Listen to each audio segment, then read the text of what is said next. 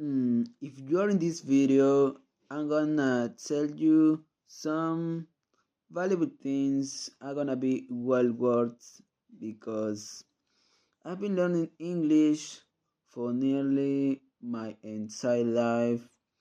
Um, as you notice, my English is fluent. Um, to reach to this level that I'm now, I've done a lot of things related to this language, but I've made some mistakes too. So I'm gonna tell you the things that were very helpful for me, um, things that I've made in an incorrect way, let's say. Let's start with things that helped me in this journey.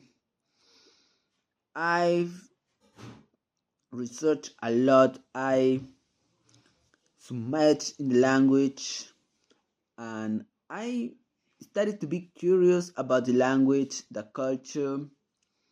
Um, I went to the rabbit hole researching every detail possible about the language. If there was a thing I didn't understand, I researched it like crazy. And yeah, it was very helpful because the culture itself, the customs there in the native English places. Um, yeah, you learn from that part, but for the other part, you you want to speak, you want to start making some decent sentences at least, but you find sometimes stuck. So that's when I realized that it was not enough for me just knowing about the cultures because I had to level up using different techniques. So, second tip is you have to speak, and when it comes to speaking, it goes hand in hand with letting the fear aside. You have to trust yourself when speaking. You have to get rid of that fear that makes you weak when it comes to speaking. And little by little, you are gonna notice a difference. So you are gonna level up.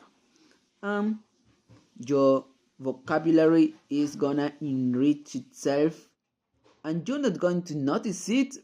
But when you start speaking with someone, your sentence are well structured, you speak coherently, and that's amazing. So you're gonna be proud of yourself, I'm sure. Third, you have to be surrounded with native English people, at least with one person. You have to be very communicative with him or her. You have to hang out with him, and that's pivotal for your language target. In this case, it's English, so you have to, when it comes to speaking with that person, you have to think just in English. You have to forget your problems about the bills you have to pay, all that stuff. You have to get rid of those gnarly stuff that's gonna hinder your progress. And you have to be very focused on the speaking. So quality matters than quantity. So even if you are focused for even an hour when it comes to speaking with someone, you are going to make some progress, I'm sure. Third, you have to do some inputs when it comes to inputs, I refer to watching TV, but it had to be in your language target, some YouTube videos maybe.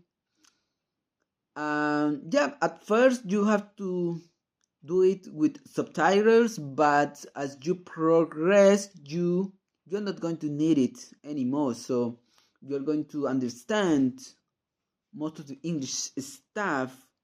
So it's gonna be very easy for you watching or listening music in English. Yeah, that's key. Make sure you do your inputs, and this is the 3 tip I'm gonna tell you, that is output. You have to, when it comes to output, you have to speak and think in English. You have to, you know what I mean? You have to be everywhere thinking just in English.